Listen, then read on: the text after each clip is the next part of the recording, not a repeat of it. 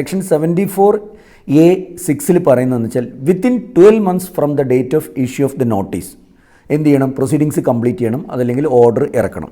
ഇതിന് പരമാവധി 6 മാസം വരെ എക്സ്റ്റെൻഡ് ചെയ്യാം. Extendable up to 6 months with prior approval എന്നാണ് പറയുന്നത്. ഇതാണ് ഈ ഒരു സെക്ഷൻ 74A(6) തന്നെയാണ് സെക്ഷൻ 74ൻ്റെ ഏറ്റവും ക്രക്സ് എന്ന് തന്നെ പറയാം. കാരണം നിലവിലുള്ള സെക്ഷൻ 73 ഇത് പറയുന്നത് 3 months ആണ്. 3 year from the end of the relevant assessment year or from the date of the annual return എന്നാണ്.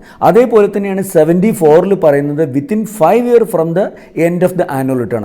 അപ്പോൾ ചുരുക്കി പറഞ്ഞു കഴിഞ്ഞാൽ 3 കൊല്ലത്തിൻ്റെ ഉള്ളിൽ കംപ്ലീറ്റ് ചെയ്യേണ്ടിയിരുന്ന പ്രൊസീഡിങ്സ് സെക്ഷൻ 73 അല്ലെങ്കിൽ സെക്ഷൻ 74 5 കൊല്ലം കൊണ്ട് കംപ്ലീറ്റ് ചെയ്യേണ്ടിയിരുന്ന ഒരു പ്രൊസീഡിങ്സ് വെറും 12 മാസം കൊണ്ട് തീർക്കണം എന്നുള്ള വളരെ ചുരുങ്ങിയൊരു ടൈം ഫ്രെയിമാണ് സർക്കാരിന് കൊടുത്തിട്ടുള്ളത്, അല്ലെങ്കിൽ അസിംഗ് അതോറിറ്റിക്ക് കൊടുത്തിട്ടുള്ളത്.